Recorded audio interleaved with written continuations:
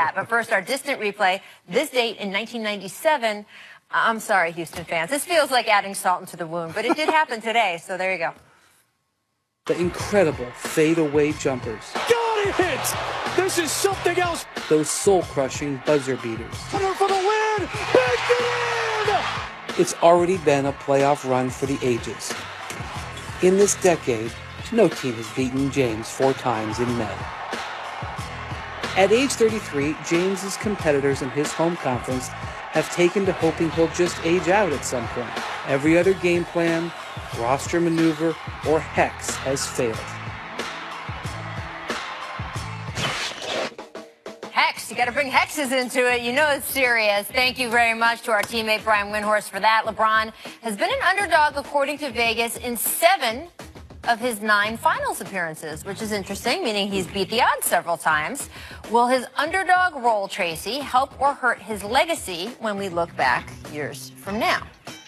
Like, will we look at okay, he was 3-6 or 3-7 in the finals, or will we look back of, hey, he got there X 9 times? No, I mean, I think when you try to compare him to be the best ever, and that's comparing against Michael Jordan, then yes, that would be taken into consideration, him being 4 for 6 or 3 for whatever. Right. But I don't think it'll hurt his legacy. I mean, his legacy to me is solidified. You know, he's won 3 championships, but the one that he won in Cleveland trumps any championship that he won in Miami. And for him to go back and do that against a team like Golden State Warriors, to me, solidified who LeBron James is and his legacy forever. So whatever happens from this point on is just going to enhance it. And I don't think him losing this championship, if it was to happen, is going to hurt it. I agree with you. I think if he wins this championship, obviously it enhances it even more because of the fact that the odds are so against him. Yeah. You know, he's a one-man band. There's no doubt about that. He just goes out there, he plays on a different level than everybody else, and he has to, carry guys to a certain extent to win championships. He's only had, the Miami team where you have a Chris Bosh and a Dwayne Wade. You have those type of, superstars with you to give you obviously a greater chance to win championships. But when you take a Cavs team, as we look at this year, to the NBA Finals, I think that in itself has solidified the greatness of LeBron James. And I think the only thing he can do right now is to even get that to a higher standard or a higher point where we're all talking about how great this guy is. If they get to 6 games in this series, right? I'm looking at him like, man, this dude is and I already look at him like LeBron James he's off this planet. But if he can get this team against the Golden State Warriors to a game 6, which means you have to go back to Cleveland, that would be remarkable within itself. I mean, here are things I look at. First of all, there's only one of those NBA Finals that he lost where I would say that's kind of on him, right? The 2011 series to Dallas.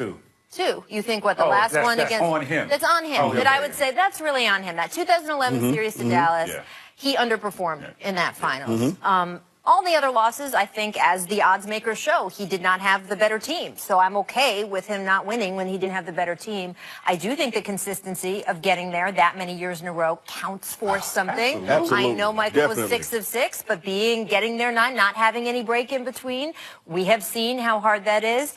And I guess, I don't know, I look at Jerry West, right, who was 1 and 8 and then hung around him for so long, but then history has been kind to him and sort of he's the logo, he's Mr. Clutch, whatever.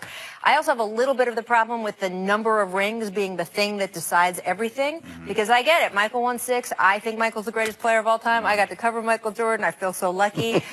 But I don't know. We have someone who won 11 rings in Bill Russell. Like, if that's the decider, then I guess he's the GOAT. I mean, Kareem is the greatest. Well, I'm Kareem just saying. is the greatest. Oh, see? There you go. That's, again, we all probably have different opinions when it comes to that. A little biased, but the man was unguardable.